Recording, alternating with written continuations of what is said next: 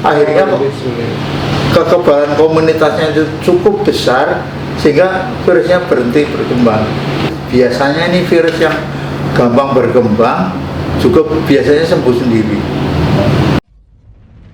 Sebuah virus bernama corona atau COVID-19 telah melahirkan ketakutan di berbagai belahan dunia, termasuk di Indonesia dan tentunya juga di NTB. Untuk mendapatkan pemahaman yang lebih mendalam tentang virus, kami akan mencoba mencari referensi langsung dari salah seorang pakarnya di NTB, yaitu Profesor Mulyanto. Beliau adalah seorang peneliti virus.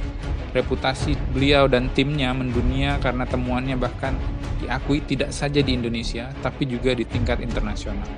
Apa yang bisa kita pelajari dari beliau? Saya Aan, dan ini adalah edisi perdana Referensi Suara NTB. Baik, Prof. Mulyanto. Pertama kita pengen tahu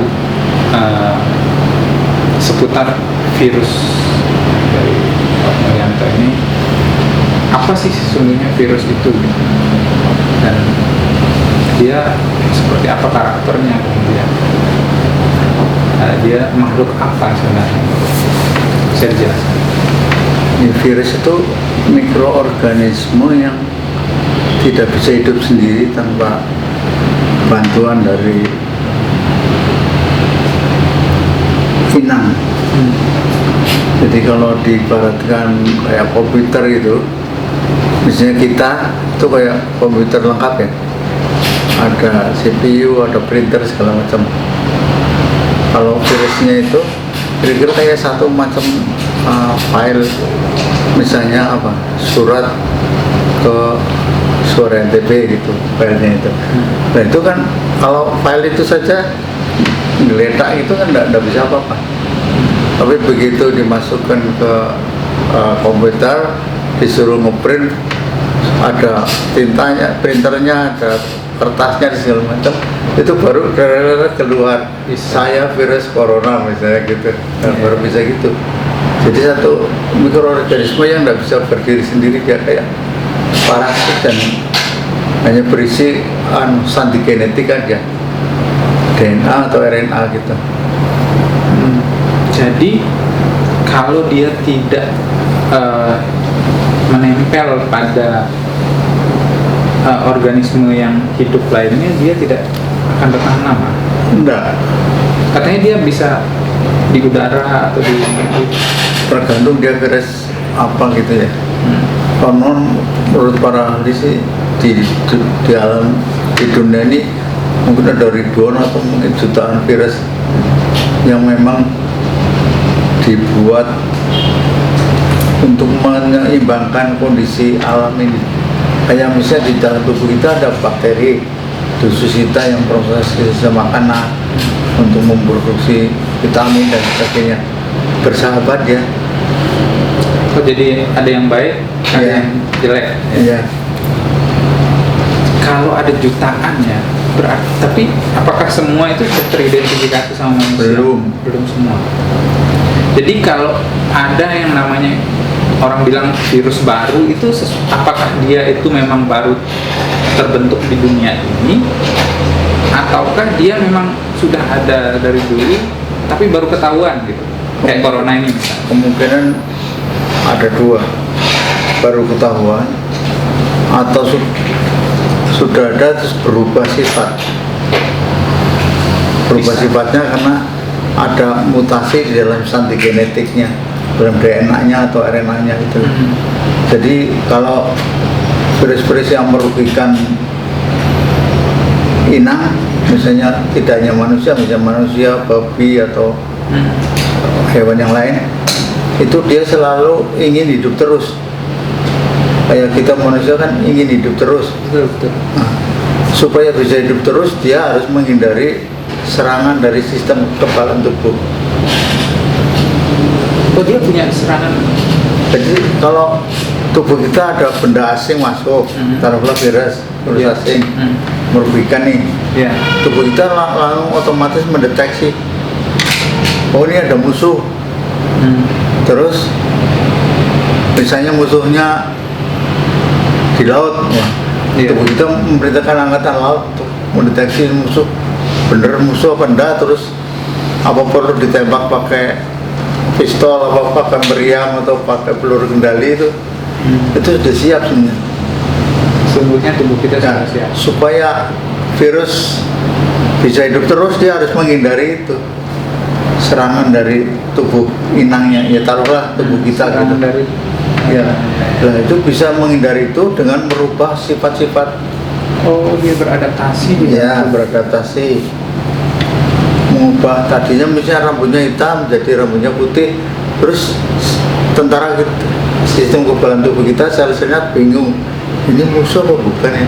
Oh, dia memanipulasi Dirinya, istilahnya ya, ya. analoginya dia memanipulasi penampakannya gitu ya sih, Iya, atau biasanya gitu. sehingga tadi itu tentaranya itu nggak mengenali dia. Iya, tapi lama-lama tentaranya kan pinter. Oh, orang bukan musuh kok, dia bikin heboh terus ya. Lama-lama ketar, oh ini musuh yang kemarin gitu, tembak lagi gitu. Oke. Jadi itu yang membuat dia bermutasi istilahnya ya. virus Ya, itu. selalu ingin hidup terus, menyesuaikan, beradaptasi dengan tempatnya dia hidup. Kemudian antivirus. Antivirus itu gimana? Itu ada di dalam tubuh kita juga berarti antivirusnya? Enggak, di dalam tubuh kita itu sudah disiapkan oleh Yang Maha Pencipta nih. Sudah, misalnya ada virus yang akan menyerang, yang berpotensi menyerang tubuh manusia. Ada misalnya 100.000 gitu, enggak terlalu banyak, 10.000 misalnya. Tubuh kita itu sudah ada ini calon tentara. Kamu misalnya calon tentaranya itu 10 lah ya. Kamu untuk menghadapi virus corona, kamu menghadapi virus cacar, kamu menghadapi virus hepatitis B misalnya gitu. Begitu salah satu virus itu masuk, calon tentaranya itu langsung diberitahu, ada sel yang memberitahu ini loh virus ini masuk, nah ini terus berkembang biak. Calon tentaranya Ya, secara otomatis. dari 10 ini jadi 1.000, jadi 1 juta dan sebagainya, sambil dia membuat senjata untuk virus itu, dan senjatanya khas untuk virus itu aja, nggak bisa untuk virus lain. Itu yang disebut antibody ya mungkin. Ya, nah, antibodinya itu ada yang bisa menyerang virusnya begitu masuk masih di darah. Ada yang harus menyerang setelah virusnya masuk ke sel, virusnya dibunuh, setelah masuk ke selnya jadi rusak, mati gitu. Selnya saja, misalnya sel hati gitu, jadi penyakit hepatitis misalnya gitu. Oke. Nah, kemudian membuat antivirus itu gimana? Antivirus itu bekerja kurang lebih sama dengan tadi ya. Nah, kalau antivirus kan obat jadinya. Obat ya, misalnya Bagaimana dia bekerja di dalam tubuh kita? Dan kenapa kita membutuhkan antivirus? kalau obat-obat itu ya, misalnya dia membunuh si virus itu dengan mencegah virus itu membuat sandi genetiknya itu, DNA-nya atau RNA-nya itu dihambat, udah bisa buat, otomatis dia mati. Obat-obatnya itu misalnya gini, virus itu membutuhkan beras lah gitu ya untuk hidupnya. Terus dibuat obat yang mirip beras, tapi sebetulnya itu beras beracun misalnya gitu, atau bukan beras yang bisa dipakai oleh virus, sehingga begitu virusnya makan, oh ini bukan beras untuk saya, ini terus mati kelaparan lagi sebetulnya. Kurang lebih cara kerja Ya. antivirus begitu. Ya. Nah, kan kita sudah punya kebal yang tadi Prof bilang di dalam tubuh. Kenapa kita masih harus butuh antivirus? Nah kadang-kadang kekebalan tubuh kita itu juga bisa ditipu oleh virusnya ya. Harusnya dia rambutnya putih, waktu masuk punya disemir dulu gitu loh misalnya kira-kira. Iya, Sehingga sistem kekebalan tubuh kita tidak bisa mengenali virusnya, terus sudah berkembang biak menyebabkan sakit. Nah itu perlu bantuan dari luar. Atau ada kelemahan atau apa istilahnya, kelainan di dalam sistem kekebalan tubuh kita bisa juga. Iya, iya. Jadi harusnya dia tugasnya mengenali virus corona misalnya gitu. Karena satu dan lain hal dia sel yang berpotensi itu mengalami kerusakan itu bisa. Oke, Prof. Kemudian ini, bagaimana Prof dulu menemukan itu temuan? Mungkin bisa ceritakan sedikit bagaimana proses Prof. Jadi dulu untuk kan menemukan soal hepatitis. ceritanya mungkin Apa sih temuannya itu gitu?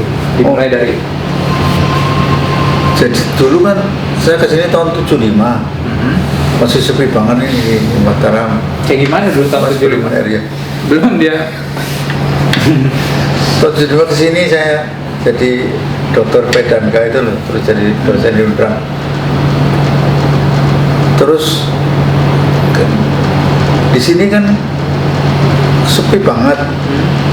Kalau jam 8 belum makan malam, mau cari rumah makan aja sulit.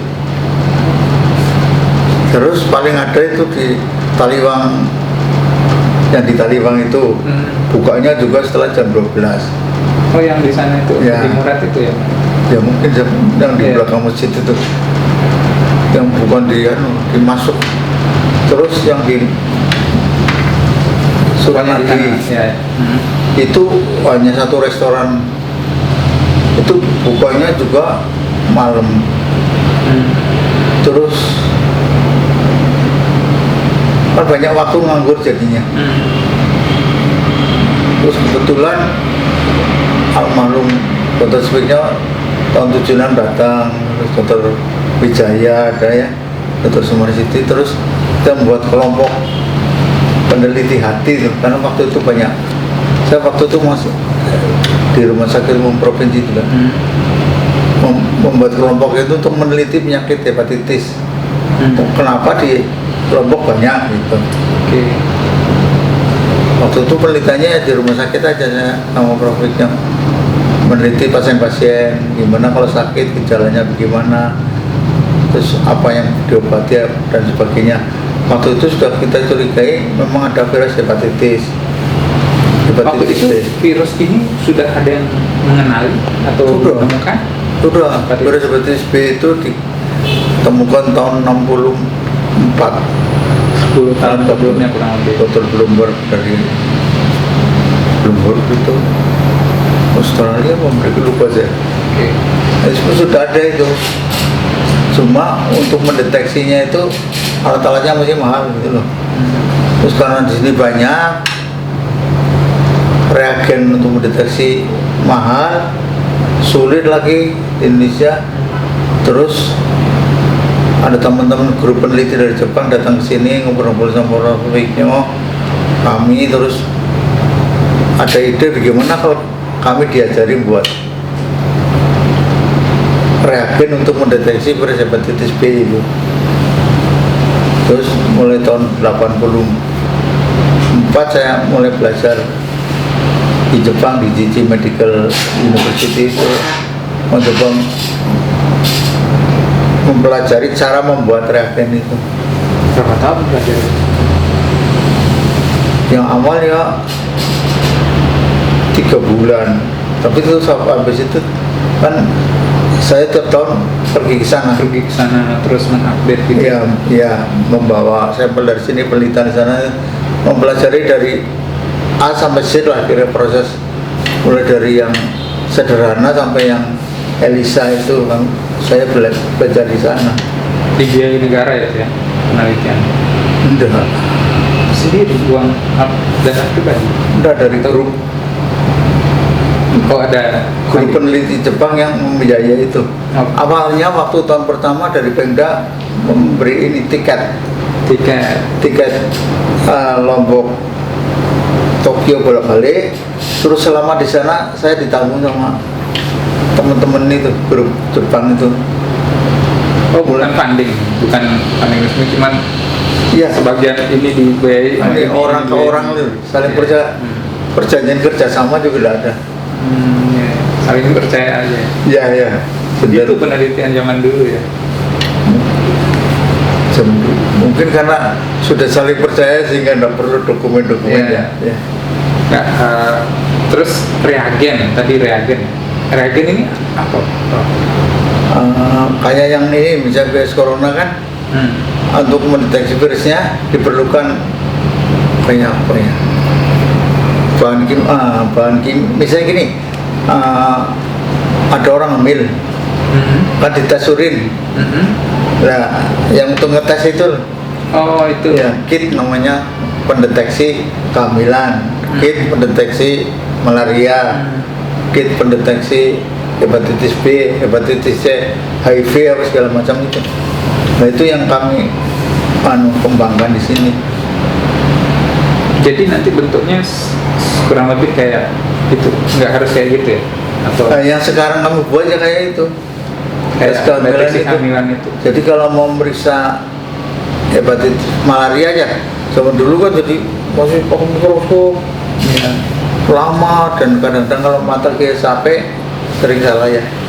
Dan ini sekarang enggak, tinggal darahnya diteteskan, 15 menit sudah tahu. Itu reagen. Ya, kayak corona ini, kan waktu awal-awal pakai PCR itu. Yang perlu waktu mungkin paling cepat ya 6 jam ya, baru kelihatan hasilnya. Kemudian terakhir kalau saya lihat wawancara Pak Yuryanto di TV tadi malam, ada tendensi mau pakai rapid test. Nah, rapid test itu kayak yang kami kembangkan di sini. Kayak di Korea apa sudah pakai rapid test. Jadi dalam hitungan menit sudah bisa ketahuan. Tentu itu mungkin keakurasian, ketepatannya kurang ya. Jadi harus dikonfirmasi lagi, kalau misalnya positif nanti dikonfirmasi pakai PCR gitu. Terus tadi menemukan itu di mana? Sampai menemukan. Jadi saya sebetulnya bukan menemukan ya. Saya hanya mengembangkan aja. Mengembangkan. Ya, dari prinsip-prinsip tes yang sudah ada. Misalnya untuk hepatitis C, kami mengembangkan tesnya itu jadi gitu. Tapi prinsip pembuatan itu kayak mobil deh, kan sudah ada ya. Iya. Mungkin SMK Solo buat misalnya gitu. Saya tidak menemukan. Hanya mengembangkan model yang baru katanya, yang lebih efisien begitu. Dengan bahan-bahan, kalau hepatitis B, bahan-bahan dari sini semua. Jadi waktu mengembangkan kit untuk mendeteksi hepatitis B itu, saya bekerja mulai dari memurnikan virusnya itu, membuat antibodinya, terus membuat kitnya itu. Terus bahan dasarnya semua dari sini, dari Indonesia lah gitu. Dan saya bukan menemukan virus hepatitis B yang menurut penduduk masyarakat saya salah paham. Yang mengembangkan itu, kemudian memang saya menemukan strain, bukan saya, kami karena di tim ya, strain virus hepatitis B baru di dunia. Strain ya, misalnya ada ayam beras, terus ayam apa gitu loh, telur atau daging gitu. Kayak strain itu jenis baru gitu. Ya. Varian baru. Varian mungkin lebih tepat. Varian baru dari. Misalnya contohnya grup kami, karena kami kerjasama dengan tempat saya belajar itu di Cici Medical University, grup kami itu menemukan 10 varian hepatitis B baru di dunia. Bagi contoh nih, bukan kami menyombongkan diri, tapi kerja keras kami itu bisa menemukan 10 strain virus hepatitis baru. Misalnya lembaga Eijkman, menemukan 2. Universitas Airlangga FK menemukan 2. Jadi walaupun kita di sini kecil tapi bisa 10 ya. Nah, kalau misalnya seperti kami menemukan strain virus itu kan sandi genetiknya RNA-nya, atau kalau hepatitis B jadi DNA-nya, itu urut-urutannya itu ada, ibaratnya rantai itu ininya ada sampai 3.200. Nah itu urut-urutannya itu khas yang baru itu. Terus urut-urutan itu disimpan di bank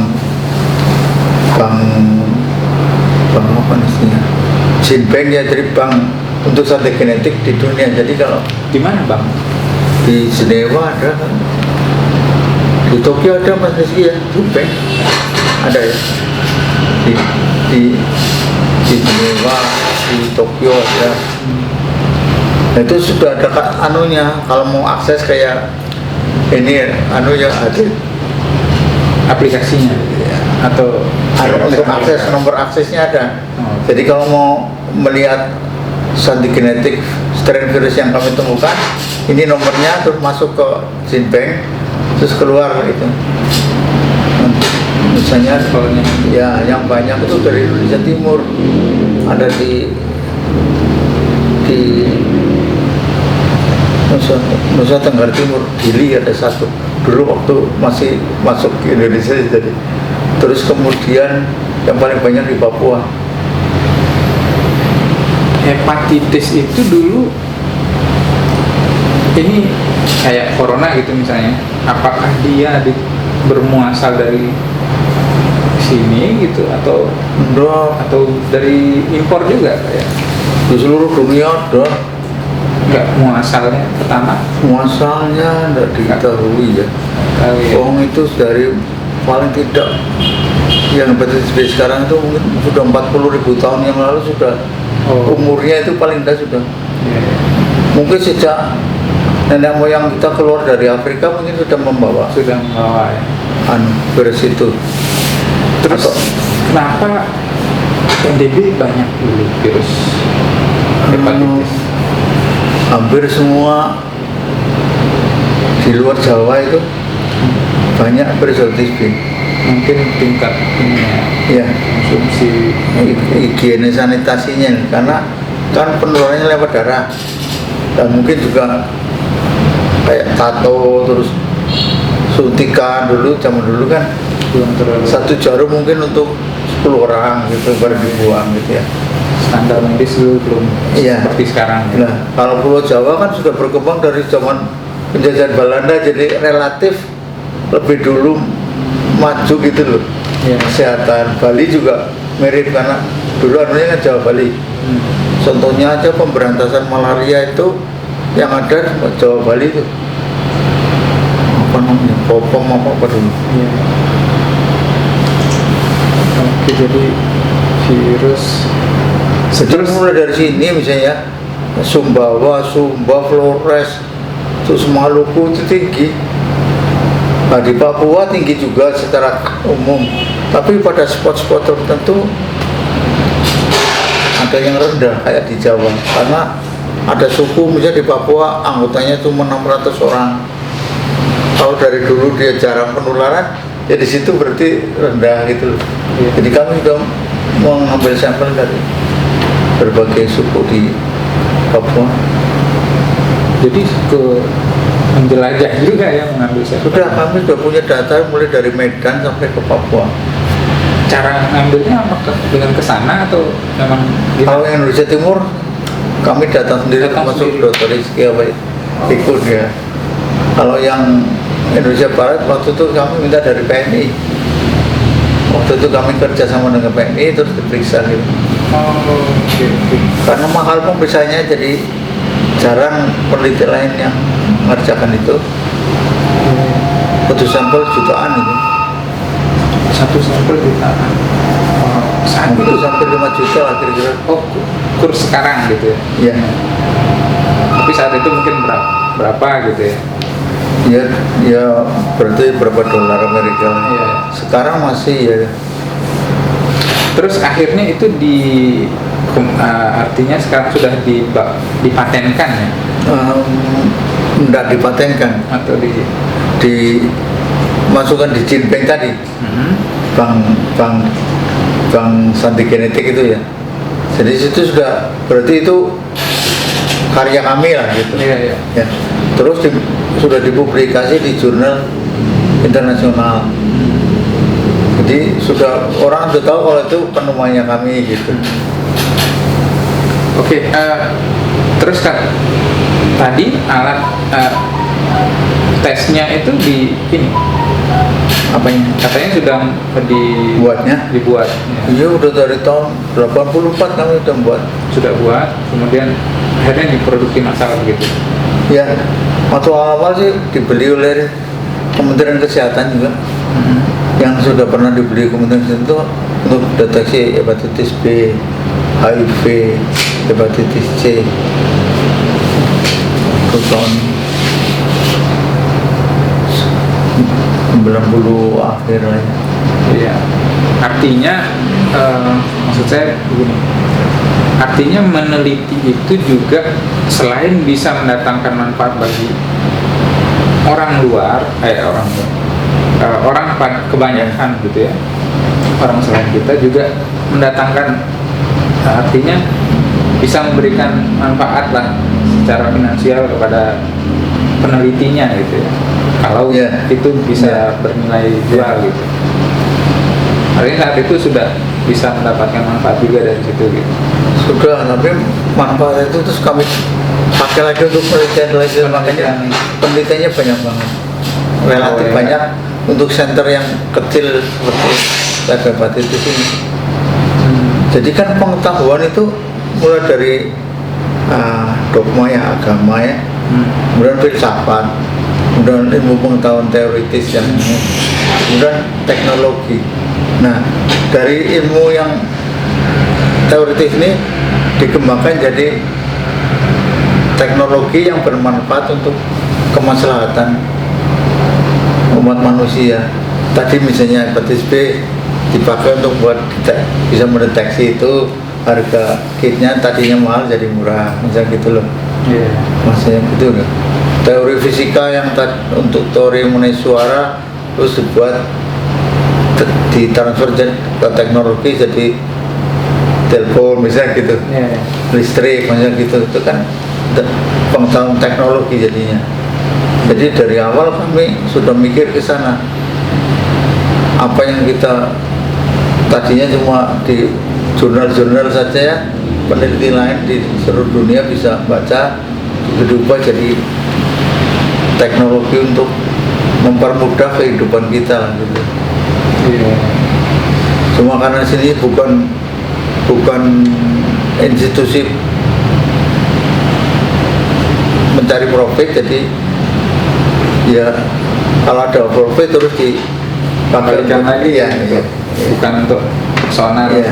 Misalnya kalau kami dapat dana penelitian dari Kemenkes atau Kemendikbud kan ada honor-honor itu ya, biasanya profitnya sudah ngatur, kita simpan, kita pakai untuk penelitian lain gitu loh. Padahal sebenarnya bisa aja dipakai untuk, bisa memang haknya peneliti ya. Cuma karena kami dari awal sudah komit mau begitu ya. Waktu awal malah karena belum bisa nyari dana penelitian, urunan dari terutama saya sama Profiknya, terus saya akalin, mau deh urunan, Profiknya 1 pasien sehari, saya 1 pasien sehari gitu. Profiknya tarifnya mahal, jadi relatif lebih besar artinya. Prof, saya sebagai generasi muda juga merasa kagum gitu. Nah, bagaimana sih orang-orang seperti Prof ini lahir? Maksudnya saya ingin melacak gitu. Dari kecil itu gimana sih supaya bisa kayak Prof itu gitu? Kayak Prof Mulyanto ini dulu gimana, Prof? Dari kecil pendidikan atau mungkin pertama di keluarga ya. Keluarga saya itu dari keluarga kayak gimana? Demokratis. Gimana dulu? Di Cilacap tahun 1948 ya. Bapak saya itu Menteri Kesehatan. Oh, memang orang ya, petani saya. itu buat saya relatif sudah demokratis. Kemudian banyak membaca. Jadi misalnya bapak saya suka membuka taman bacaan komik zaman dulu. Yang dulu komik. Iya, komik apa dulu? wayang, Tahu sih. Mahabharata, segala macam itu. Oh, komiknya wayang kalau dulu komik. Iya, itu sambil disewakan, jadi ada uang masuk, nanti uangnya dibelikan lagi komik yang baru gitu loh. Iya. Nah saya disuruh ngurusin itu gitu, jadi otomatisnya terpaksa ikut baca, saya baca. Terus yang kedua mungkin buku-buku filsafat. Baca buku filsafat. Itu dari SMP saya sudah mulai filsafat, baca buku filsafat berpikir maksud saya, bukan filsafat yang sulit-sulit itu, yang gampang-gampang lah, sederhana gitu, ya. Dasar-dasar mungkin. Nah, filsafat kalau yang mempengaruhi saya ya filsafatnya ini Buddha. Maksudnya kata orang sih Buddha itu kan bukan agama tapi filosofi berpikir gitu. Jadi banyak buku-buku yang dikarang oleh orang India yang mengenai itu sudah diterjemahkan di bahasa Indonesia banyak loh. Ya, banyak saya baca itu terutama. Baca terus akhirnya Selanjutnya ke kedokteran gimana? Ya kedokteran UGM kan? Iya. Ya karena terus saya emang dari kecil pengen jadi dokter. Oh iya, alhamdulillah Tuhan mengizinkan itu. Masuk Gadjah Mada, terus ke sini. 1984 lulus Gadjah Mada ya?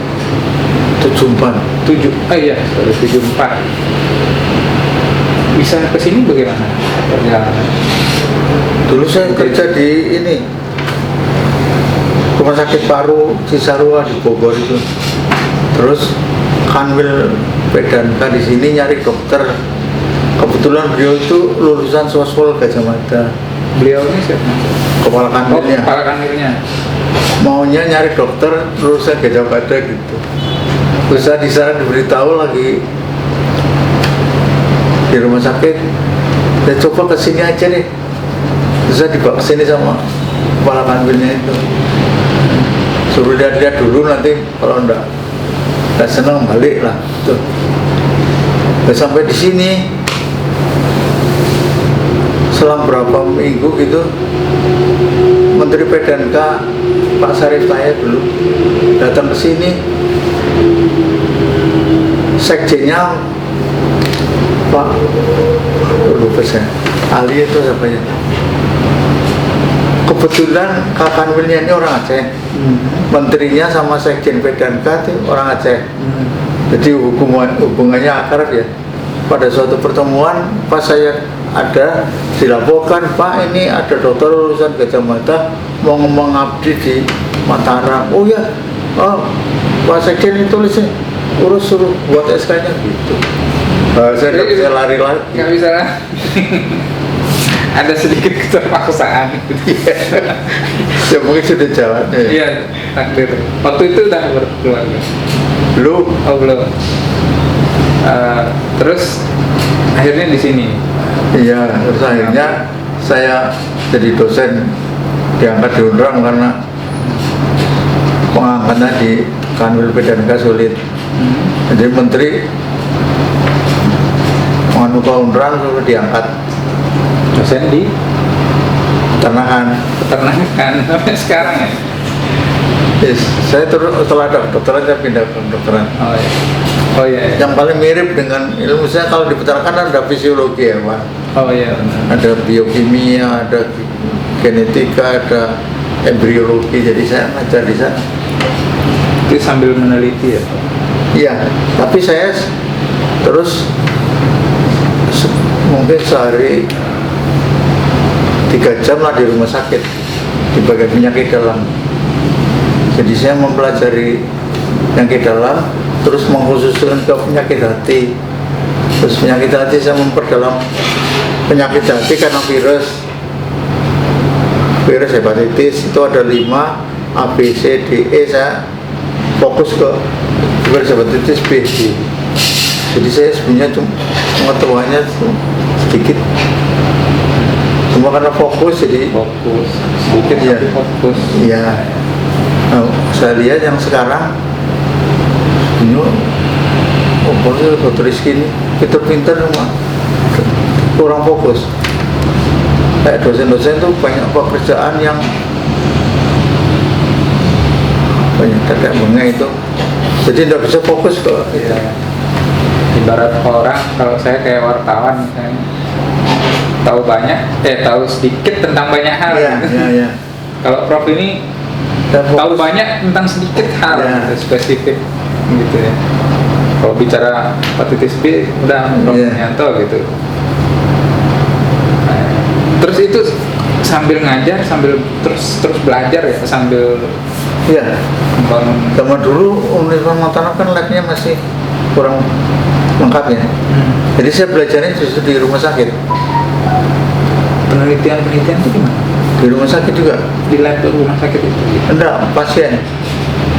pasien. Pada pasien. Jadi kalau fisiologinya mengenai hati gimana, enggak ada alatnya, terus saya amati di pasien gejala-gejalanya. Oh kalau begini, fisiologinya gini, sakitnya begini, keluarnya jadi begini gitu. Terus pasti belajar sendiri karena Otodidak ya. Iya. Ada yang ini belum ada.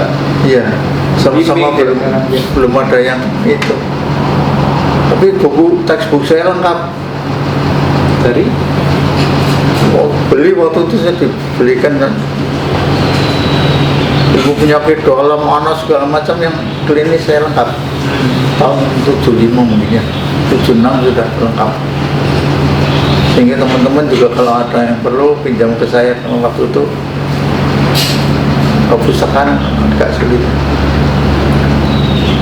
terus kalau penelitian sekarang Prof melihat kalau dibandingkan dulu dengan sekarang, Prof melihat seperti apa? Sekarang ini kalau artinya kalaupun sekarang di Indonesia dan di NTB misalnya kalau di-compare lagi dengan negara-negara lain seperti apa Prof mau lihat? Kalau sekarang sama dulu di Indonesia sekarang jauh lebih maju. Tapi kalau dibanding negara maju yang masih ketinggalan. Yang kita ketinggalan kelihatan jelas ketinggalannya itu di apanya gitu. Misalnya apakah di outputnya atau di prosesnya seperti apa juga gitu. Ya mulai dari ininya proses sampai outputnya, Fasilitas kayak gimana? fasilitas masih kurang. Yang dibutuhkan apa sih sebenarnya kalau untuk memberikan dukungan yang bagus untuk pengembangan penelitian? Kalau yang utama sebenarnya ini semangat kemauan dari penelitinya sebenarnya. Bukan aspek-aspek kayak mendukung tadi, bukan. Bukan, yang terpenting penelitinya sebenarnya. Passionnya gitu. Ini yang utama loh ya. Lalu sampingannya itu tadi fasilitas, lab, dukungan dana dan sebagainya. Itu. Jadi kalau kayak misalnya contohnya kami tadi dana penelitian itu setengah mati ya nyari. Tapi publikasi dulu di tingkat nasional, kemudian regional, lama-lama dikenal oleh tim peneliti dari Jepang. Mereka percaya, wah mereka mulai memberi kemudahan lah gitu. Jadi kayak penelitian kami sampai sekarang kami kira-kira sudah meneliti sandi genetik hepatitis B itu sampai 1000, sekitar 1600.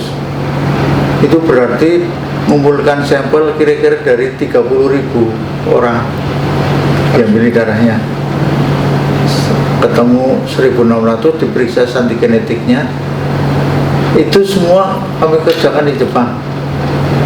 Bayangkan waktu itu kami mau ngerjakan di sini di Indonesia, ditaruhin oleh salah satu lab, biayanya 5 juta. Saya udah punya uang ya. Jadi terus kami kerjasama dengan grup Jepang itu. Saya punya sampel gini, saya diajari bisa ya, bisa. Terus biayanya gratis. Nanti dipublikasi di jurnal internasional, mereka jadi koautor gitu loh, nulis pembantu gitu. Jadi sampai sekarang masih 1600 contohnya saja di Amerika Latin, di Brasil atau di mana ya, itu mereka 1000 sudah mengatakan ini banyak banget gitu. Jadi kalau untuk supaya, maksud saya gini, supaya kita maju penelitiannya harusnya ngapain sih? Apa sih yang harus Pendidikan dilakukan? mulai dari TK itu yang krusial, itu dari TK sampai SD mungkin ya, untuk membentuk kerangka berpikir ilmiah. Nah, yang saya lihat di NTB, mereka malah daerah berlomba-lomba membuat universitas. Yang saya sebutkan lah, Mas tahu sendiri. Mestinya buat pendidikan mulai TK, SD ini yang betul-betul bagus, sesuai dengan standar pendidikan internasional ya. Tentu ada aspek untuk adaptasi ke daerah kita ya.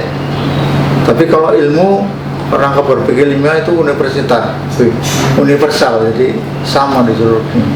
Nah, itu dikuat kalau sudah terbentuk pola berpikir ilmiah, sikap ilmiahnya, kemauan ilmiah sudah terbentuk. Nanti SMP, SMA ini perguruan tinggi tinggal ini mengembangkan dia mau kemana, terus diberi bakal untuk jalan di situ gitu. Jadi mulai itu berarti fasilitasnya sama guru-gurunya. Kalau mau itu loh ya, kalau menurut saya ini bukan ahli pendidikan sih, belum pendidikan melihat ini fenomena-fenomena yang Ya. Terakhir sedikit soal corona. Ini kan orang sedang berlomba-lomba dengan waktu untuk menemukan obatnya atau antivirusnya ya. Prof merasa bisa nggak cepat perlombaan ini kita menangkan gitu? kita itu Indonesia Orang di seluruh dunia ini. Oh, insya Allah saya yakin bisa itu. Bisa Sudah tertulis di kitab suci, Tuhan memberikan penyakit disertai obatnya. Masalahnya bukan ini penyakit, ini obatnya. Ini penyakit, obatnya tidak tahu di mana yang harus kita cari. Tapi sudah ada ya. Ya. Dan nanti kan ada kekebalan komunitas yang tadi saya sampaikan. Sel-sel kekebalan tubuh kita sendiri membuat antibodi untuk bertahan itu loh. Nah, kalau taruhlah komunitas ini ya, kalau sekarang belum pernah ada yang kenal 5 orang ini, begitu saya kena mungkin semuanya jadi kena karena belum pernah. Tapi dari taruhlah di NTB ini ada 4 juta penduduk ya, sudah kena 1 juta, karena katanya yang kena itu tidak harus sakit tapi membawa virus dan biasanya ada kekebalan. Jadi kalau misalnya ini kena terus yang lain yang bisa 5 kena ya tapi selang-seling ya, tapi kan sini sudah ada antibodi, ini ada antibodi. Jadi kalau ini menular lagi mau ke sini, oh ini sudah jadi lebih sulit. Akhirnya kekebalan komunitasnya itu cukup besar sehingga virusnya berhenti berkembang. Jadi kalau melihat biasanya ini virus yang gampang berkembang juga biasanya sembuh sendiri. Kebiasaan ini dari misalnya kayak edeh, morbili, cacar air, itu kan sebenarnya sembuh sendiri karena tidak ada kekebalan tubuh. Asal kita bisa lebih cepat kekebalannya itu. Makanya kalau sudah komunitas sebagian sudah kena, penjalarannya pasti lebih lambat. Yang bisa dibukan. Dulu awalnya grafiknya begini, yang lama-lama ini turun, Iya. ada puncaknya. Jadi kemungkinan besar sebelum obatnya ketemu, pandeminya sudah berhenti mudah-mudahan. mudah-mudahan Ya, kita melihat, ya kalau melihat Wuhan apa itu. Terus saya baca dari teman dari ITB dari matematik juga membuat model untuk itu. Misalnya sampai akhir, puncaknya sampai akhir Maret apa akhir April kan. Habis itu menurun. Itu memang sifat alamiah itu. Penyakit-penyakit yang gampang menular biasanya gampang, bukan gampang ya, bisa sembuh sendiri gitu. Iya, peluangnya untuk sembuh Iya. itu besar. Oke Prof, ada jangan terakhir kalimat maksudnya closing statement, pesan apa yang ingin Prof sampaikan ke jangan generasi ya. Saya sendiri Iya, masih iya. belum gitu baca. Ya mungkin gini, kalau mau kita apapun yang kita lakukan itu harus fokus, bekerja keras. Yang itu sambil ini, jangan melupakan yang Maha Kuasa lah. Itu ya, fokus kerja keras, insya Allah lah, semua masalah bisa dihadapi. Baik Prof, terima kasih banyak atas waktunya. Saya senang sekali bisa dapat kesempatan ini dari Prof Haryanto. Mudah-mudahan sehat terus Prof, bahagia terus.